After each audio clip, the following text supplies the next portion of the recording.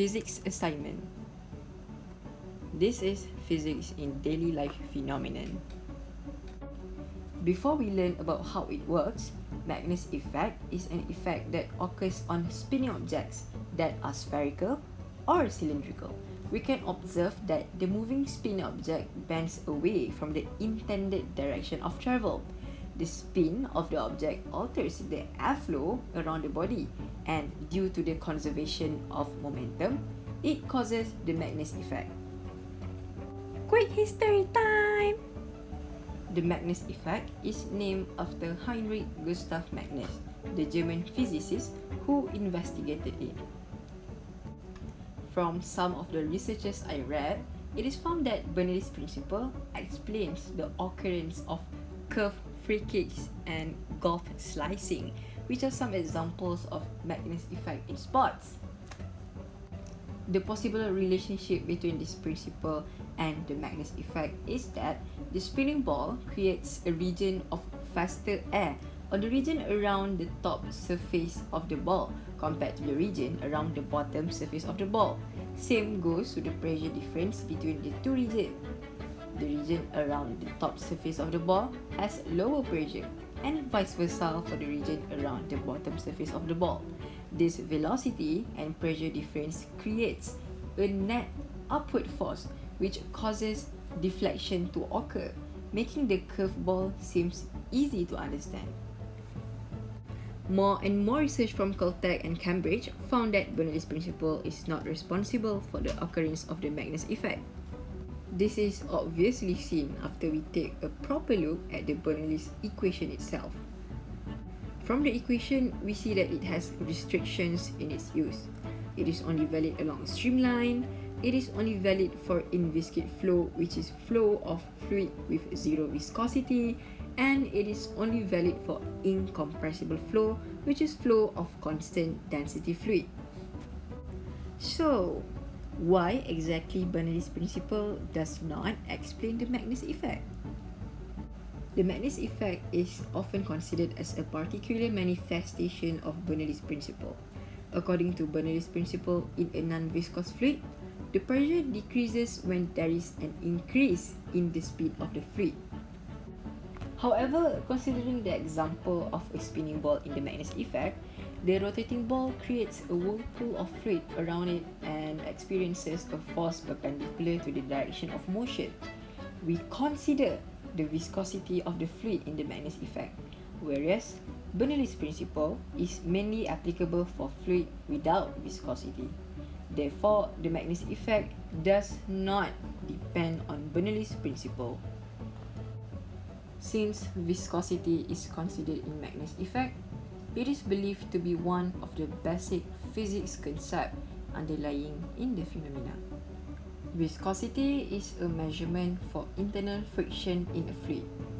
The Magnus effect is related to viscosity as follows. Air or any fluid sticks to a surface.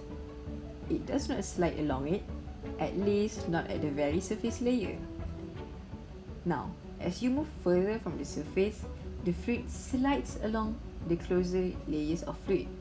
This relatively thin region fluid in viscosity is called the boundary layer.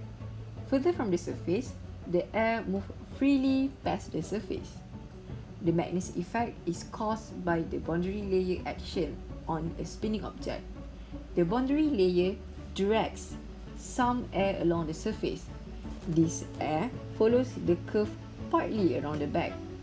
The spin direction causes air to follow the curved surface around the back more on one side than on the other side.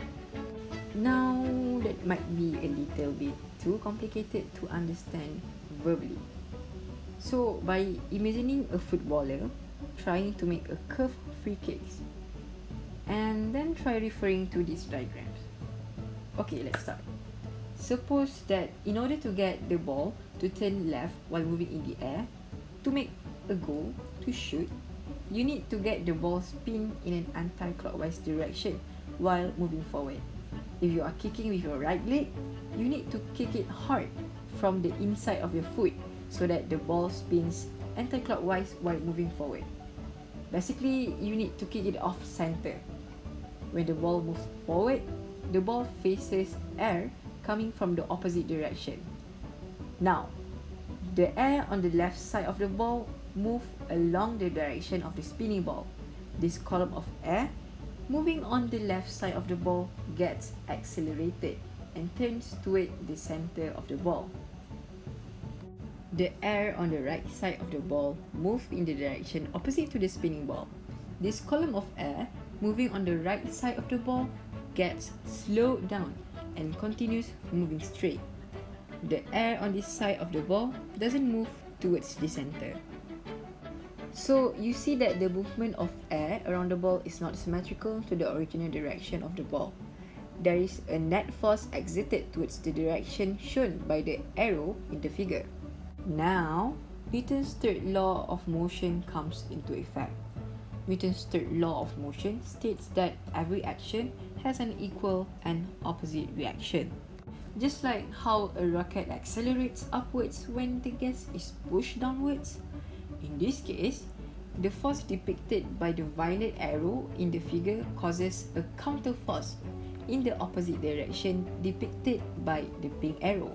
So now there is a direction change caused on the ball. The process repeats itself to cause further turning of the ball as it moves ahead. In conclusion, physics concept of Bernoulli's principle cannot explain the Magnus effect due to its many restrictions. However, Magnus effect can be easily explained with the concept of viscosity and Newton's third law of motion. The Magnus effect is essential for daily ball sports activities as it can be used as tactics to play better. Now, that's how you see it like Faiz. That's all from me. Thank you, teacher, for listening.